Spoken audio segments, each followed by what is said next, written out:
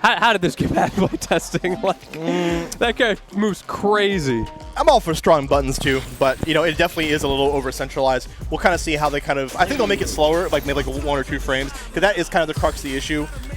One of the big strong things about that move, even though it did get nerfed, is it is a 6-string medium button, right? Yes, it's very fast. Not a lot of characters have that, and that kind of skews the RPS a little bit when you're in that range. So right, and just the nature of like how it is low and whatnot. So and he gets so much off of it, right? It's like, that utility I talked about. The Luke damage. You can nerf a lot of damage with characters, but it's all about the utility. That's why JP is still going to be a strong character. You know, and I don't want characters to get put to the ground, per se, right? I want to see more characters viable, more representation. And maybe the representation might be Guile here. Yeah, I was not expecting this. I was not either. As a Guile enjoyer really myself. Dante, you real? All right, we're going to find out. Zoning? It's going to be very interesting. What? Up against Wait, what is happening? What's going on? The battle of secondaries out here. We got Ed going on. All right, we're doing it. I'm We're down doing it for live. Guile versus Ed. We get down to it. The new character versus Battle of the Blondes. Yeah, Battle of the Blondes here. Of course, the a training very room. strong character. And Not the training I know, room. I know. You hate to see it, right? You but hate you do to love to see players trying out new characters here in bracket. And what better to put them through the test than a bracket like this, right? Yeah, and in top 8, already Squidtastic burning out. We're seeing a lot of people willing to burn that drive gauge early, but against Guile, that's really scary. However, in this particular matchup, hold up, as I say that, Squidtastic, he's got the counterplay. Yeah, one thing about Ed, too, is that he has unique movement built into him, which is something a lot of characters can't say for themselves, but go with the tried and true, put the projectile down, get the anti-air. The gameplay never changes. It's been there for 30 years. Yeah, the gameplay certainly doesn't change, but the spacing might. This is a very interesting matchup spacing-wise, because both of these characters like to live at a very similar mid-range spacing right outside of that typical poke range. We're seeing how the zoning war is not really coming out there for Squidtastic, as Guile appropriately is winning through it, right? Yeah, that blade. The fact that he got that change from Street Fighter V, where he just always has that as part of his toolkit, right? It's not a V-trigger special or something silly, makes it so hard to out-fireball him. I think that was a good change, because he needs to be able to win the fireball war.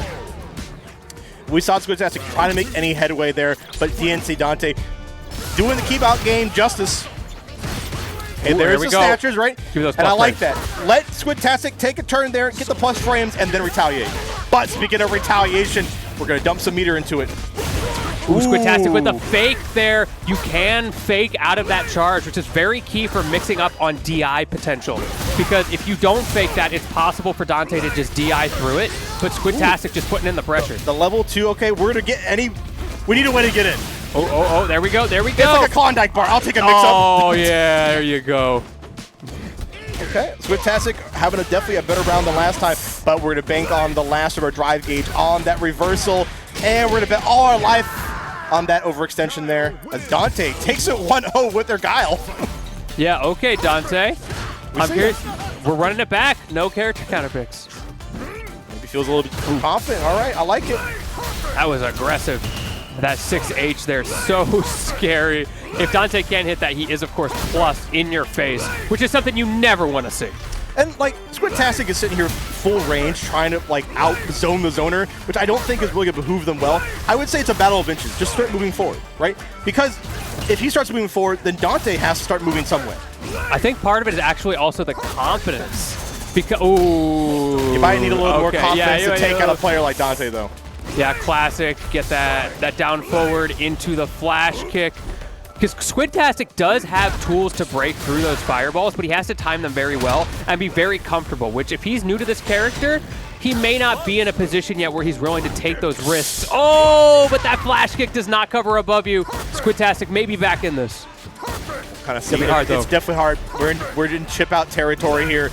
So Dante going to be throwing out the slicer. Why is he not jumping? Yeah, one thing you have to learn, too, is that when fireballs are on the screen, if you neutral jump, the travel time still has to complete before they can throw their fireball. Exactly. I'm surprised to see Squidtastic just taking the L on that block stun and on the drive damage as well, giving Dante an opportunity to just pressure him. Finally, we see the parries coming out, but might be a little bit too little too late as Dante, gets those combos into the light confirm, pushing him all the way into the corner. We're trying to see a lot more aggression come out from Squidtastic. Still not working the best. We're throwing out the Psycho Cannon just to make sure that we somehow get in. I'm not sure if it's... What you got? Oh, right through it with the Snatcher. All right, that was cute. That was cute. I like that, Squidtastic. Didn't get a whole lot off of it, though, in the end. Pretty expensive mix-up, right? That's like a light confirm worth of combo damage. That's Dante with, like, crouching light punch flash kick. All right, once again, we're back in that situation. It's looking pretty difficult. Yeah, you walk up with me, you get EX boomed, and there it is, 2-0 for Dante. He is not afraid of that EX boom. It's so easy to throw out, especially when you're expecting the dash, right? Just reacting to the dash, throw an X projectile, easy peasy. Yeah, that safe frame data. And unsurprisingly, we do see the jury come out. I want to see, does he have the timing on those Fuha stock blocks? Now, Dante actually going to be sticking with Guile here. No switches. Now, this is definitely a lot more doable. Of course, not where we're playing a more your comfy pick, right? But you have the dive pick from Jury, right? Where it's more of a thing that can bait out those anti-air attempts from Guile. Yeah, absolutely. There we go. There you go. But you got to space it. You got to space it. Yes. Squidtastic had some ideas there. Dante still playing this, of course, the very simple, this is Guile's world that he wants to be in, but there you go, the Fuha stocks this time. Squidtastic, he gets to set up too. If Dante's not going to go in, he says, all right, bet. Let me just set up shop at long range, get these stocks, and then I'll go in.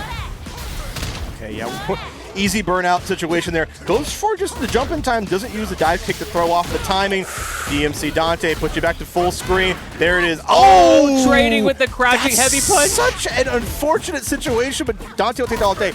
Her dive kick is so weird because it's not like a traditional dive kick where you can make it plus at the feet. It's more like just a call-out tool. Yes. And also the reason that was so awkward for Guile, he does not have upper body invincibility on crouching heavy punch. Yeah, the hurt boxes are a little bit different on his anti-charge, which means he has to rely, if he wants to get a full clean hit, is flash kick, right? So you have to realize what the risk reward is at all areas of the screen. Again, that blade coming out. So hard for Squidtastic to deal with that. And you get so many mix-ups off of it too because of the different timings of the light, medium, and heavy. Someone can finally figure out, okay, I'm going to jump in on this, but you did the light version, and then oops, you get flash kicked. Throwing out the crouching medium kick there. You know, easy use of the target combos. We're seeing the level 1 here from DMC Dante. No. Oh, it's making a level 1. Not like this. The jury level 1 getting stuffed out. I like the attempt, Squidtastic, but it's looking pretty difficult. Welcome to 1995, my guy. Can you get past the wall? Yeah, no handcuffs glitch here, but you might be put into prison outside of the bracket here. This is Dante's his real inferno out here. That's that 9th circle of hell. You're stuck against the booms. You're stuck against the flash kicks. There is no escape. No escape. Oh, man, he's not reaching up how to get that apple. He's reaching up begging he doesn't get kicked. Good stuff, Squidtastic, though. Had a great showing with the Squidtastic. No, I didn't. Good work. Yeah, it was... Why? Yeah, you want to talk about